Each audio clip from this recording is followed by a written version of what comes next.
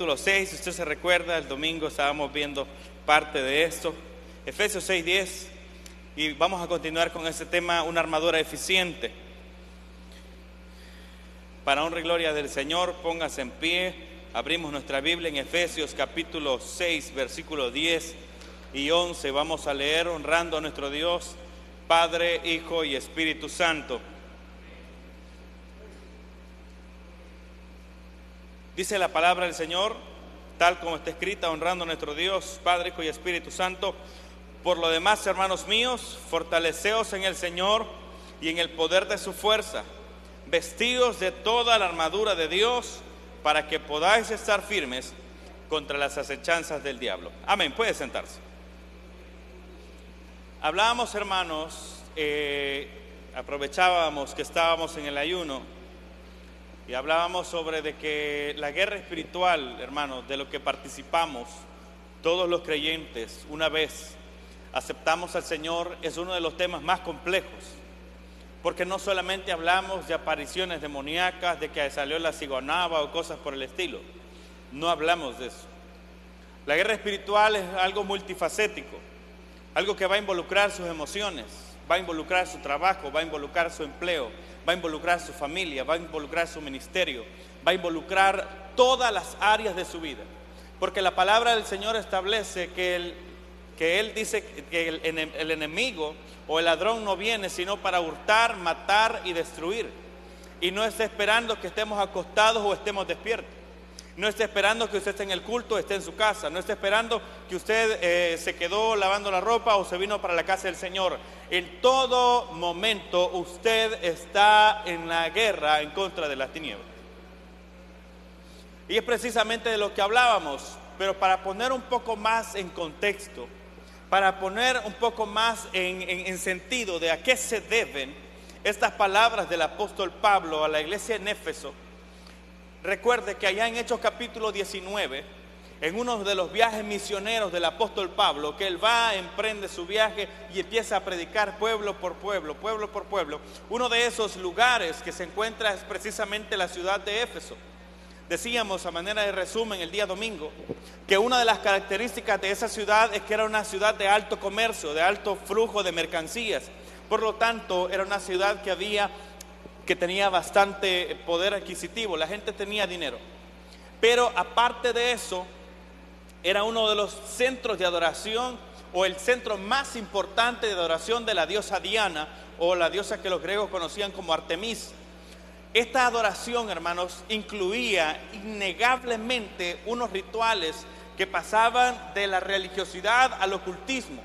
Es decir, que así como se practicaba para el tiempo de Lot, para el tiempo de Abraham, para el tiempo de las naciones que rodeaban a Israel después de que salieron de Egipto, todo ese tiempo hacia atrás, había, por ejemplo, la adoración al dios Moloch, que consistía dentro de otros rituales el ofrendar a sus hijos.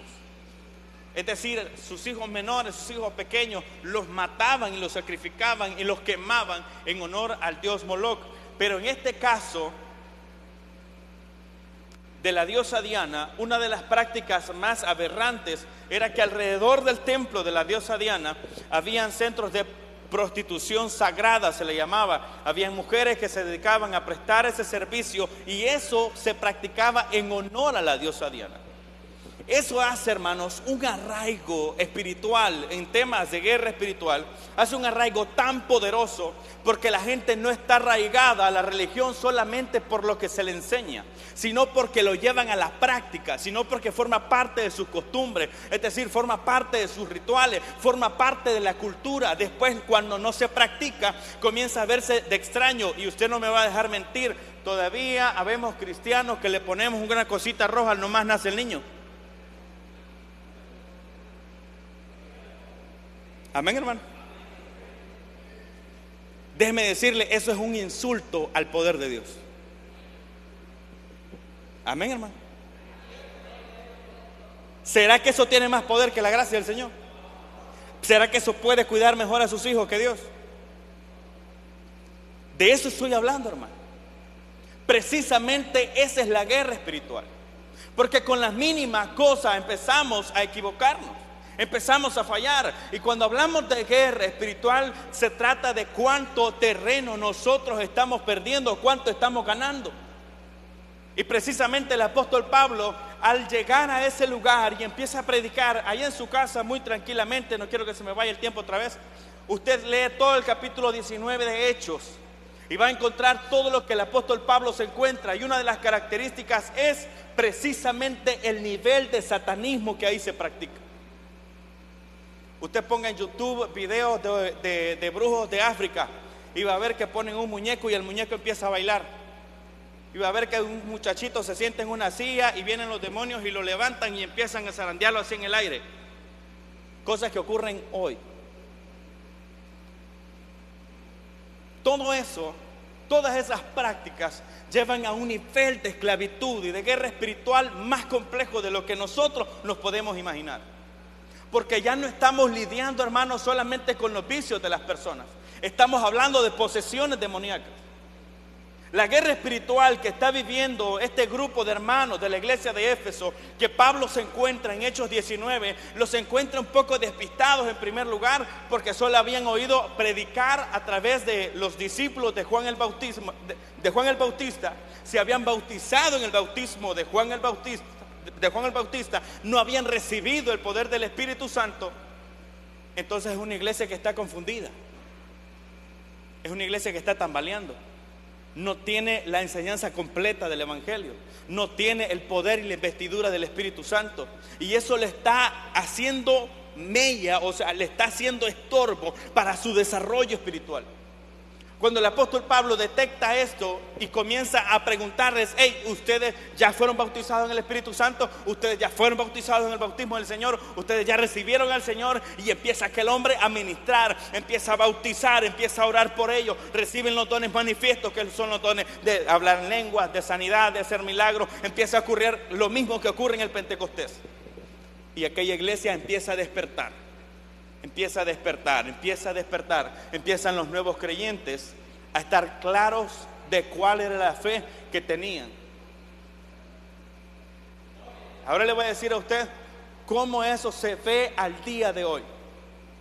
Hace unos años, cuando se inició una obra aquí por la zona de Nicaragua, no vino la hermana Francisca, que de hecho ella tiene más o menos conocimiento de eso. Se inició por parte de la misión a la que yo pertenecía, una misión allá en Nicaragua, y empezaron a ir grupos. El hermano Salvador creo que fue a predicar allá una vez, todo pese. Y se estuvieron levantando esa obra. Curiosamente, nos fuimos enterando que esa zona estaba infestada de brujos. Una manifestación de brujería por todos lados. Que el hermano que estuvo pastoreando ahí varios años nos contaba que uno de los que estaban más adentrados en esa cuestión, se convertía en animal y salía a molestar a la demás gente. Incluso se había puesto el reto de cerrar la iglesia, de cerrar el proyecto de la iglesia, y dijo: yo voy a cerrar esa iglesia. Y aquí quiero que preste atención, hermano, la oración que hizo el pastor, 15 días en ayuno, y le dijo al Señor: o lo convertís o lo quittás. Terminado ese ayuno, 15 días después el Señor se muere. Ese es el poder de Dios, hermano. Esa es la guerra en la que estamos. Que nosotros estemos tambaleando, o que muchas veces estemos confundidos, que muchas veces estemos dudando de la misericordia de Dios, dudando del poder de Dios, dudando del poder que Dios tiene para protegernos, para sanarnos, para levantarnos, para darnos victoria en nuestro problema. Pero Dios sigue siendo el mismo Dios poderoso que ha sido durante todos los siglos. ¿Cuántos lo creen, hermanos? Alábele que Él vive.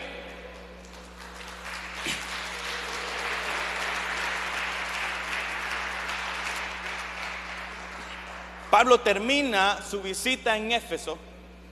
Dijimos que había enseñado, que había formado a los nuevos creyentes, que hubo un grupo de creyentes que al final se puso solamente a discutir y que no quiso perseverar, que no quiso seguir en el mismo orden. Entonces Pablo aparta a los hermanos sanos y empieza a dirigirlos.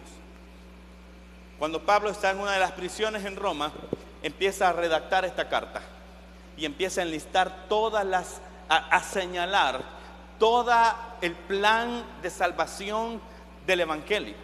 Usted lee Efesios 1, Efesios 2, Efesios 3, Efesios 4, Efesios 5, y va a encontrar detalladamente cómo el apóstol Pablo se detiene, cómo nos alcanzó la gracia, por qué ya no somos lo mismo que éramos antes, por qué somos una nueva criatura, por qué estamos bajo la gracia del Señor, por qué Pablo estaba enfrascado en que la iglesia tuviera clara esta situación, porque nosotros nos vemos entre nosotros los que estamos en este lugar, porque usted sale a la calle y va por el mercado y ve toda la gente que lo rodea, pero no ve las huestes de demonios que están alrededor de usted, y lo más seguro es que no vemos tampoco los ángeles que están alrededor de nosotros para defendernos. Precisamente por eso tenemos que tener claro que aquí no estamos jugando, le pertenecemos al reino de Dios o le pertenecemos al reino de las tinieblas, o vivimos como hijos de Dios o vivimos como hijos de las tinieblas, pero no hay una franja en medio, no hay medias tintas. Entonces la guerra espiritual y la armadura del cristiano, que dijimos que era tan compleja, tan multifacética, que abarcaba todas nuestras áreas, necesitamos hacerla eficiente. Y antes de yo empezarle a explicar a ustedes cómo tomar la espada del Espíritu, cómo ponerse la armadura, cómo ponerse el yelmo, necesitamos formar primero todo aquello en nosotros que va a llevar esa armadura. Y eso es lo que hace Pablo en el capítulo 5. O le voy a ilustrar de esta forma. Imagínese usted uno de esos ejércitos poderosísimos y hombres muy entrenados que tienen las mejores armas, la mejor tecnología, las mejores protecciones, las mejores preparaciones. Imagínese que tiene todo eso puesto, pero está enfermo. No funciona. No sirve. Porque tiene que sanarse para ser efectivo. O digamos que lleva todo eso puesto, pero está baleado. No sirve. Y no es que no sirva, o sea, no funciona, no va a rendir. Y es precisamente lo que empieza a trabajar el apóstol Pablo. Oiga, versículo 1 del capítulo 5, retroceda una hojita de su Biblia. Dice: sed pues imitadores de Dios como hijos amados. Y continuando dice: y andad en amor como también Cristo nos amó y se entregó a sí mismo por nosotros, ofrenda y sacrificio a Dios en olor fragante. Una de las cosas que decíamos el domingo es que usted tiene que aprender a amar a su hermano hasta que le parezca que es un sacrificio hacerlo. ¿Por qué? Porque no todos los que vienen al culto te caen bien.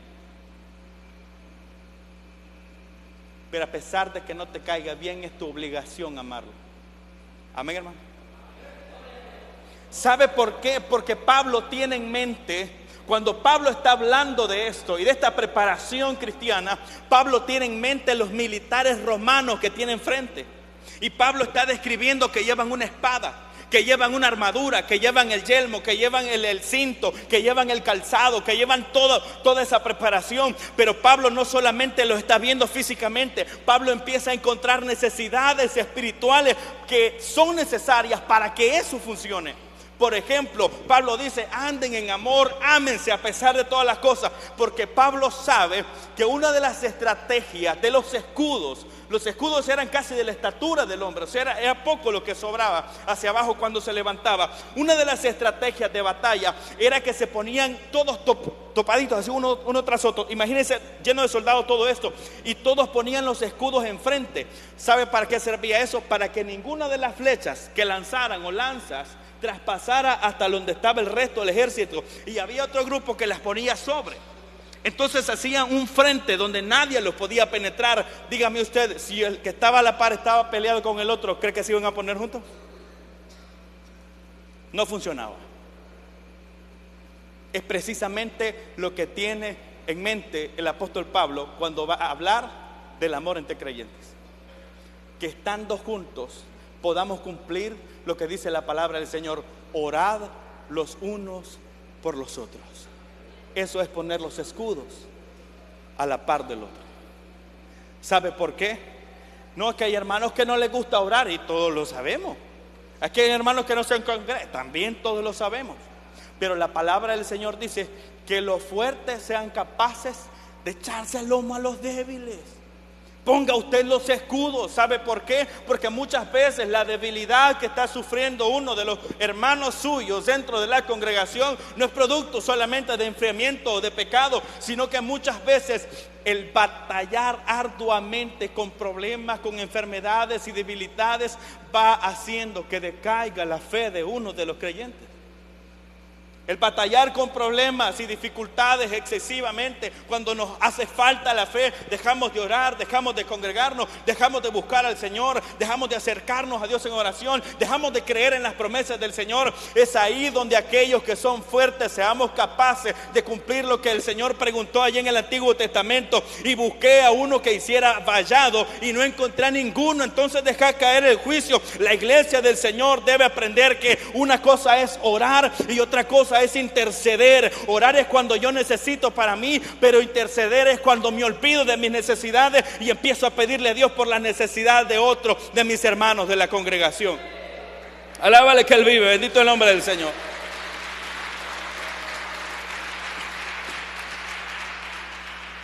Nuestra armadura es eficiente cuando este requisito de amar y de andar en amor hasta que parezca que es un sacrificio. Oiga, sacrificio, cuando la Biblia habla de sacrificio, también habla de que hay alguien que está recibiendo ese sacrificio. Y quien recibe ese sacrificio es el Señor. En resumen, ame a su hermano. Amén, hermano. Siguiente, versículo 3.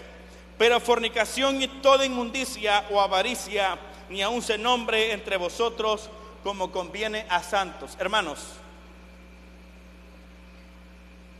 hemos oído tantas veces este sermón que creemos que lo predicamos ya los predicadores que quizás ya no tienen nada más que predicar, solo eso van a predicar y ahí va otra vez la hermana si quiere predicar lo mismo. Escuche bien, hermano. Cuando el apóstol Pablo les hace este llamado y cierra con estas palabras, ni aún se nombre entre ustedes, es porque el entorno donde viven de eso. O sea, si tu testimonio, si tu vida, si tus palabras van a producir un impacto en tu comunidad, un impacto en tu familia, un impacto en aquellos que no han creído en Cristo, va a ser no solamente por cómo lo decimos, sino por cómo lo vivimos. Allá había un señor, ya un poco avanzado en edad, que cuando pasaba en los cantones siempre hay un palito de mango donde se reúnen todos los vagos a jugar, a platicar, están todo ahí todo el día. Y siempre que pasaba el Señor por ahí decía, arrepiéntanse tales por cuales. Y los vagos decían, a mí que me gusta que me evangelice hermano Trine, venga hermano Trine. En ningún momento lo tomaban en serio. Y es precisamente lo que Satanás está interesado que ocurra en nosotros. Pablo hace este señalamiento y dice, pero fornicación y toda inmundicia o avaricia ni aun se nombre entre vosotros, como conviene a santos, ni palabras deshonestas, ni necedad, ni tronería que no convienen, sino que antes con acciones de gracia, pues sabéis esto, que ningún fornicario, inmundo, avaro, que es idólatra, tiene herencia en el reino de Cristo y de Dios. Pablo lo va a resumir de esta manera, o lo va a plantear de esta forma. Vamos a enfrentar la guerra espiritual que llevamos. Vamos a enfrentar la guerra espiritual que vivimos, pero si nosotros nos aseguramos, vamos a salir victoriosos si nos aseguramos que no estamos haciéndole el trabajo al enemigo. ¿Qué quiero decir con eso? O sea, por ningún momento nuestras peticiones, nuestras batallas, nuestras luchas las vamos a ganar si no estamos comprometidos con el llamado a la santidad. Porque muchas veces la fuente de nuestros problemas, la fuente de nuestras dificultades es el correctivo de Dios cuando nos torcemos, cuando nos equivocamos. Y usted me dirá, pero entonces Dios lo hace a propósito. No, momento. Recuerde, el ladrón no vino para matar, hurtar y destruir. Entonces, cuando el apóstol Pablo hace este llamado, un llamado a la santificación, en serio, Pablo tiene en mente que alrededor del grupo de creyentes, que alrededor del templo, que alrededor de aquella pequeña comunidad de cristianos, quizás a la vuelta hay un prostíbulo. A la vuelta están los jugadores de juegos de azar. Al otro lado están los que están adorando a la diosa Diana con el ritual que ya le comenté, que incluía prostitución. Al otro lado están los cambistas. Al otro lado están los vendedores de instrumentos de idolatría. Al otro lado están los vendedores de libros de ocultismo y de hechicería.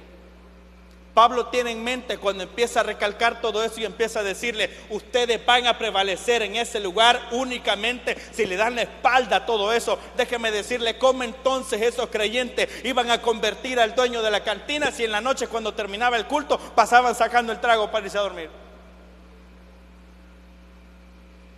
Imposible. Y lo mismo ocurre el día de hoy. El mundo sigue pendiente de que los que se hacen llamar luz sean luz verdaderamente, que los que se hacen llamar sal sean sal verdaderamente, porque únicamente la gente confía que existe un Dios que transforma la vida cuando nosotros vivimos vidas transformadas por la palabra del Señor y dirigidas por el poder del Espíritu Santo. Ningún otro pueblo en este planeta puede dar testimonio de que Dios es capaz de transformarnos, sino aquellos que hemos sido transformados con la sangre de Cristo. Alábele que Él vive, bendito el nombre del Señor.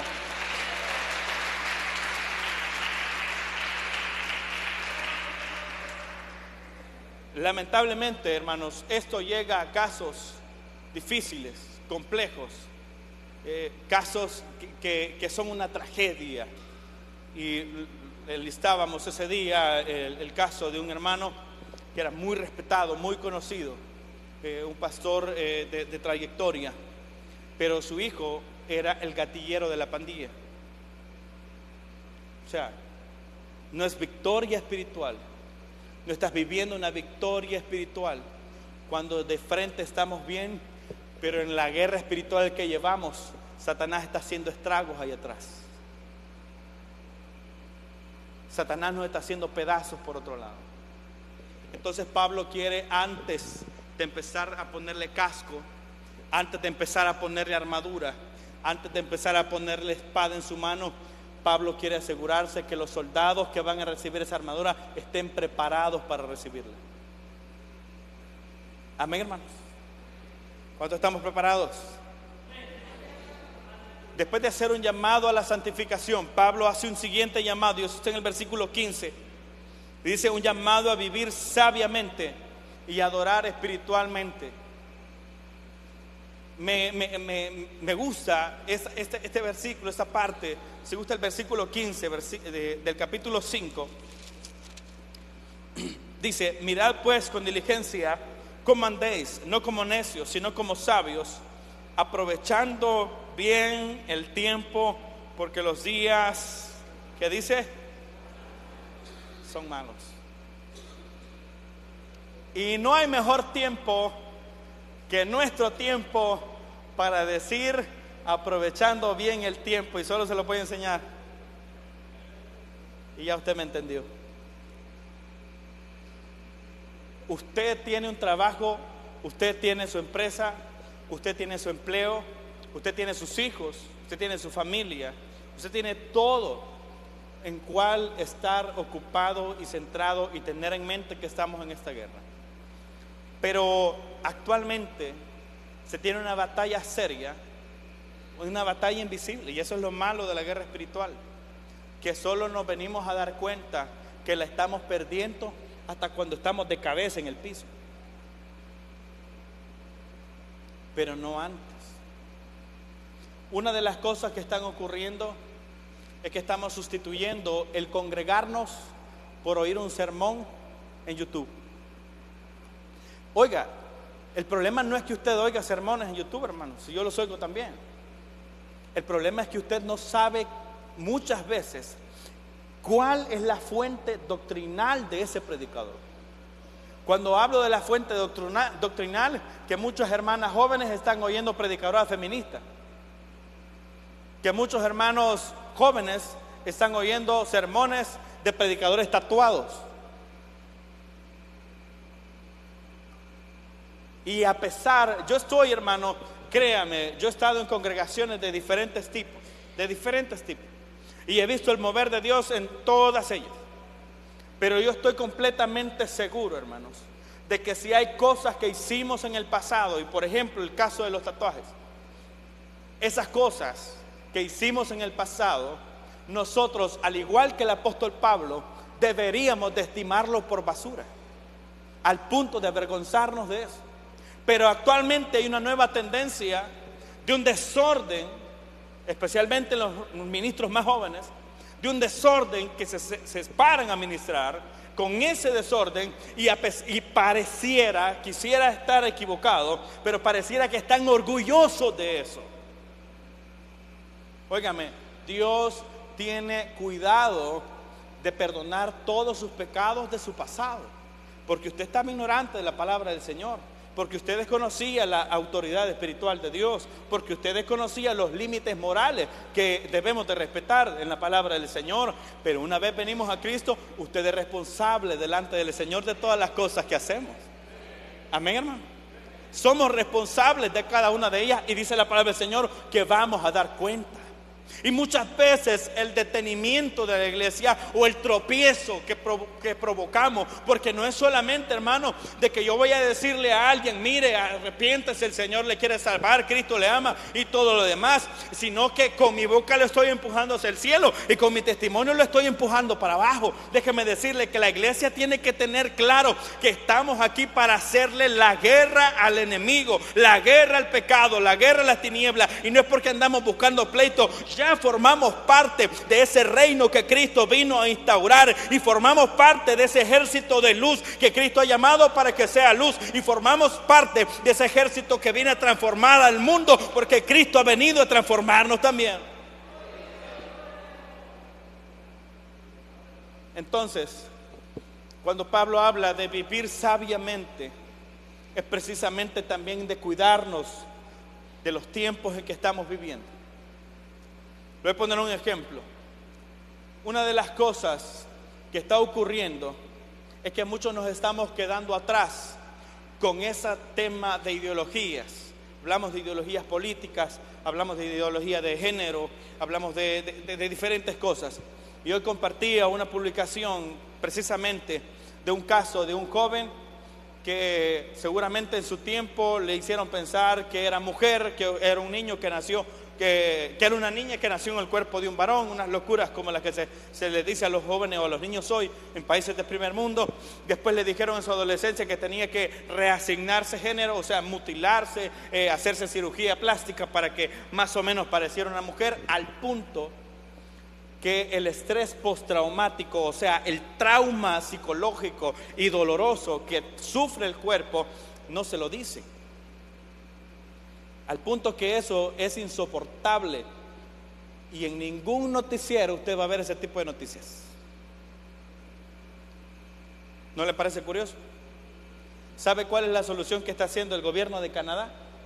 Facilitó la eutanasia, es decir, el suicidio, y lo asisten los médicos de salud pública de Canadá, porque el ladrón no vino sino para hurtar, matar y destruir. Hermanos, en nuestra guerra no solamente estamos peleando, y por eso el apóstol Pablo quiere asegurarse de que los que lleven la armadura están preparados para llevarla, porque normalmente uno de los crímenes más difíciles de resolver son aquellos crímenes cometidos por ex policías, por ex militares o por personas que conocen la rama de justicia.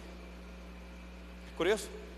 Son los crímenes más difíciles de resolver, porque saben cómo cubrirlos, saben cómo se va a ejecutar un arma, saben cómo el casquillo tiene que cuidarse, saben cómo tienen que recoger las evidencias, saben cómo tienen que ocultarse. Son más complejos, precisamente porque saben todo eso. Y el apóstol Pablo quiere evitar ese escenario dentro de las iglesias. ¿Por qué? Porque normalmente lo que hacemos, y decíamos el domingo, es que a los ojos de Dios y en la vista espiritual, esto es una espada, hermano. Y dice que es una espada que sirve para partir el alma, los tuétanos, la coyuntura, que parte hasta lo profundo del corazón. Y generalmente nosotros somos expertos que cuando alguien ha fallado o cuando alguien no piensa como nosotros, toma precisamente esta espada y lo hace traspasado. Pablo quiere evitar ese escenario y es por eso que el discurso lo inicia no en tomar la espada del Espíritu, inicia en amarnos unos a los otros. ¿Cuántos le alaban, hermanos? La gloria al Señor. Ahí inicia, hermano.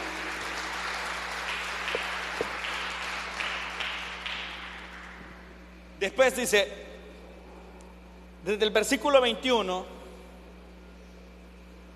al versículo 33 de ese capítulo 5, Pablo hace un llamado al orden espiritual. Ahí hay 4 cosas a quienes Pablo se dirige en ese tema de autoridad espiritual. Se dirige a las esposas, se dirige a los esposos, se dirige a los hijos y se dirige a los empleados, a los que tienen y a los propietarios, por supuesto.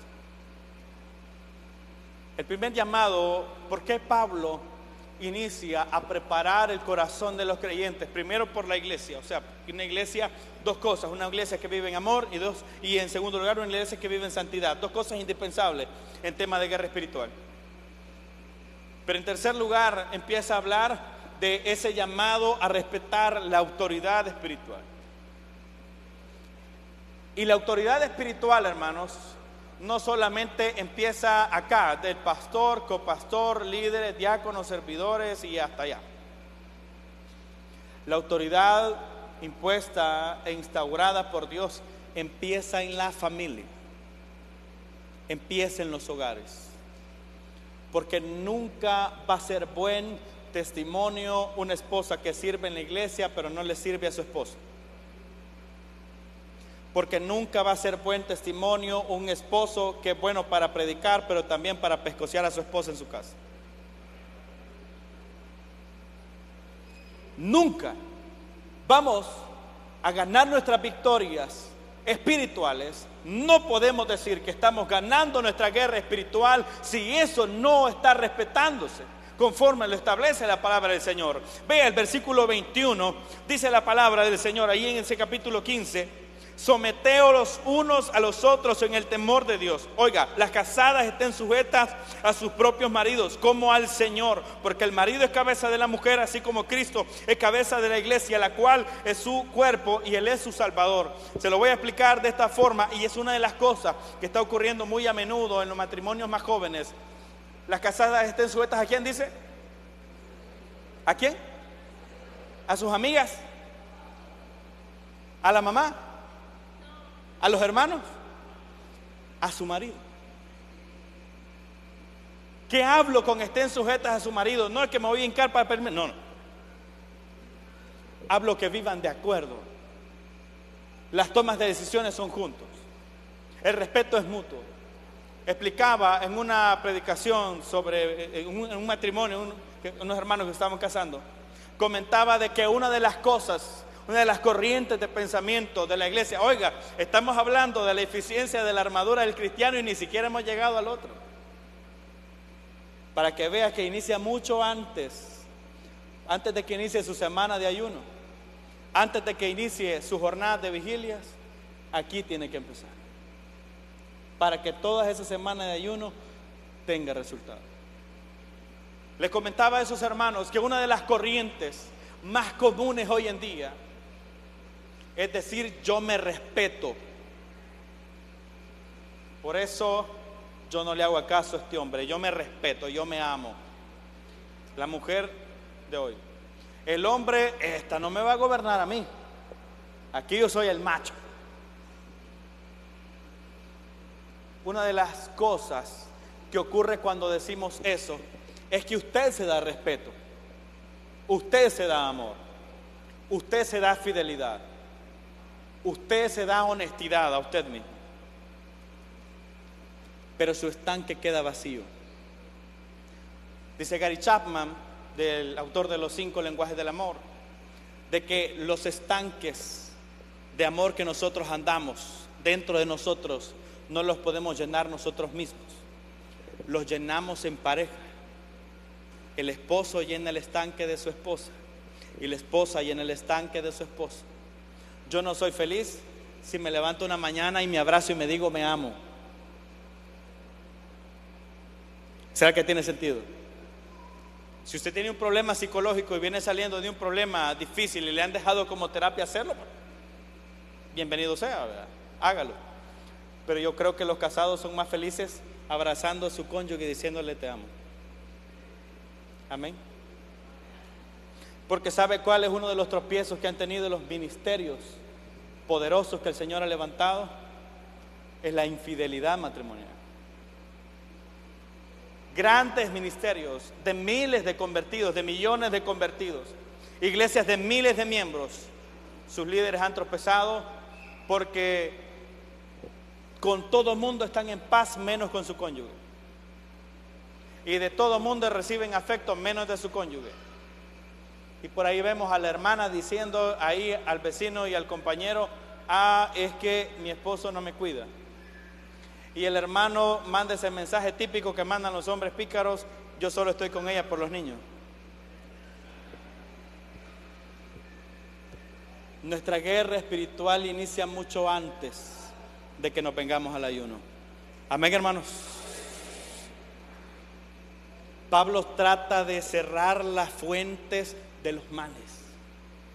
Pablo empieza a cerrar el cerco, como decimos, a cerrar las puertas por donde se puede meter el enemigo, porque el enemigo no se va a venir. O sea, son escasos, hermanos, los escenarios. Yo les pudiera comentar casos, por ejemplo, un hermano en San Salvador, uno de los maestros que tuvimos en la Universidad Cristiana, que comentaba de que en una vigilia de oración ahí por la zona de Quesaltepeque, que hay bastante tema de ocultismo y jóvenes involucrados en rock, en temas de rituales satánicos y todo eso, llegaron un grupo de esos muchachos a esa vigilia y empezaron. Uno se puso en una esquina, el otro se puso en otra esquina, otro se vino adelante, y el que se vino adelante andaba un cuchillo, porque uno de los pactos que habían hecho es que en el momento de la oración iban a matar al predicador. Resulta de que en lo que inicia en ese momento de orar, de que en el que ellos van a actuar, se deja sentir el poder de Dios, y el hermano nos comentaba, él abre los ojos y ve cómo al muchacho que se viene acercando, como que si alguien lo agarró y lo hizo levantar y lo estrelló en el piso.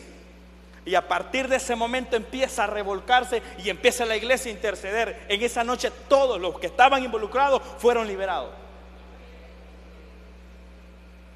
Son liberados. Oiga, se van, pero los jóvenes no regresan a congregarse. Simplemente nunca jamás volvieron a la iglesia. Tiempo después el hermano se enteró que precisamente ese muchacho se hizo homosexual y se prostituía en una de las calles de San Salvador. Otra vez, porque el ladrón no viene sino para matar, hurtar y destruir. Por eso el apóstol Pablo empieza a centrarse en aquellos detalles que nosotros pensamos que yo puedo agarrarme a los golpes y arañarme todo antes de venirme para el culto, pero lo que importa es que me viene al culto. No, tu batalla no empezó cuando entraste por esa puerta, empezó cuando estabas en tu casa. Sigue diciendo el apóstol Pablo: hago un llamado a los esposos. En los siguientes versículos, porque versículo 25: maridos, amad a vuestras mujeres, así como Cristo amó a la iglesia y se entregó a sí mismo por ella para santificarla, habiéndola purificado en el lavamiento de manos, el lavamiento del agua por la palabra, a fin de presentársela a sí mismo una iglesia gloriosa, que no tuviese mancha, ni arruga, ni cosa semejante, sino que fuese santa y sin mancha. Hay tantos chistes, hay tantas anécdotas, fábulas, cuentos, historias acerca de los problemas matrimoniales. Pero preste atención a esto. Clínicamente y estadísticamente se ha comprobado que los matrimonios donde hay un alto consumo de pornografía terminan siempre en ruptura. Y a eso póngale esta otra estadística. Después de una semana de que el hombre no está con su esposa, de ahí en adelante su instinto empieza a predominar. Y eso está empujando a muchos hombres a la adicción a la pornografía. Entonces el apóstol Pablo hace un llamado: varones, amen a sus esposas, compleméntense, porque la batalla de los varones va a iniciar precisamente en esa parte donde son débiles, donde somos débiles. Y uno de los efectos de la pornografía precisamente es hacer que el varón desprecie la persona que tiene a la par. Por eso el llamado estricto del apóstol Pablo es: varones, amen a sus esposas. En otras palabras, eviten consumir basura. Dígame usted, ni siquiera, ya se nos acabó el tiempo, y ni siquiera hemos llegado a hablar del yelmo, de la espada, de la coraza y del calzado. Porque si estas partes no las tenemos listas, no podemos tomar la armadura, ¿no? La predicación del domingo en la mañana casi que iba a ser complementaria con esta, cuando la palabra del Señor dice: calzaos con el apresto del evangelio de la paz. O sea, el anhelo de predicar, el anhelo de llevar la palabra. Pero dígame usted, si es alguien que no tiene controlada esta parte, si alguien que tiene en desorden su hogar, ¿cómo le va a evangelizar al amigo que está viendo todo el espectáculo que se echa de las noches? No se puede, hermano, no se puede. Es más fácil venir a predicar a este lugar cuando mi vecino no me está viendo, pero ahí es donde precisamente podemos hacer impacto, porque son pocos los amigos que vienen al templo, pero allá afuera todo el mundo nos está leyendo, y la palabra del Señor dice que vosotros sois vuestras cartas leídas y vistas de todo el mundo. La gente no conoce el evangelio porque lo lee, conoce el evangelio porque ve a la iglesia del Señor como es. Bendito el nombre del Señor. Con esta voy a terminar, hermanos. Pablo hace un llamado también. ¿Dónde están los jóvenes? No están en el culto allá, ¿verdad? Bueno, Pablo hace un llamado a los jóvenes. Y Pablo hace ese señalamiento de que: jóvenes, someteos a sus padres, respeten a sus padres, porque esto es justo. Y si no, pregúntenle a sus papás cuántas veces se desvelaron, cuántas veces tuvieron que ir a dormir al pasillo de un hospital, cuántas veces tuvieron que quedarse sin comer para darles de comer a ustedes.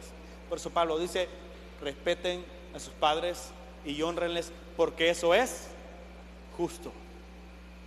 Ahora bien, muchos jóvenes: que voy para el culto, que yo voy a hacer esto, que yo voy a hacer aquí, y como soy cristiano mi papá no me tiene que decir nada. Momento.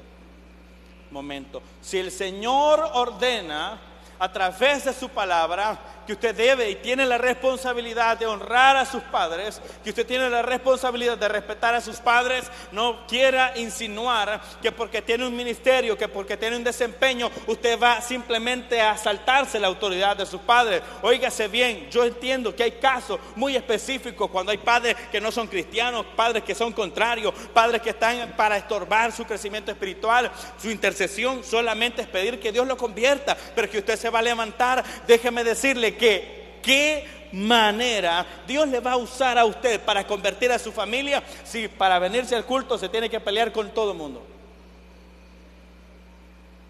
No se puede. No se puede. ¿Estamos todos de acuerdo, hermanos, que nuestra guerra inicia mucho antes que estemos en este lugar? Esa es la parte difícil de hacer, hermano. Si yo ya sé que a mí se me hace más fácil venirme para el culto que irle a ayudar a mi esposa a hacer la cena para darle comer a los hipotes. Amén. Pero también tenemos que estar seguros que el testimonio que nosotros damos, que el impacto que generan nuestras acciones, va a determinar si los que están alrededor de nosotros se enamoran también de la gracia del Señor. Y queremos agarrarnos de aquella promesa: cree tú y toda tu casa será salva, y le estamos pidiendo al Señor porque convierta a los que están en nuestra casa, porque nos salves, pero son los mismos con los que pasamos en riña, en pleito y en toda la cuestión. Hablábamos una vez con un hermano y me decía: mira, hermano, es que yo les digo que están equivocados y que esos muñecos no los van a salvar, y nos agarramos y no sé qué. Hermano, ¿cuándo el Señor va a poder convertir a esas personas si el concepto que tienen es que los creyentes son pleitistas? No se puede, hermano. Entonces Pablo, antes de poner la armadura, sobre creyentes, se está asegurando que esos creyentes estén listos para hacerlo. Antes de que nosotros tomemos esta espada, antes de que usted vaya y pueda blandir esta espada con habilidad, Pablo quiere que nosotros estemos preparados para hacerlo. Amén, hermano. Así que salgo a tiempo, los dejo hasta acá, mis estimados. Que Dios nos bendiga a todos. ¿No hay peticiones de oración?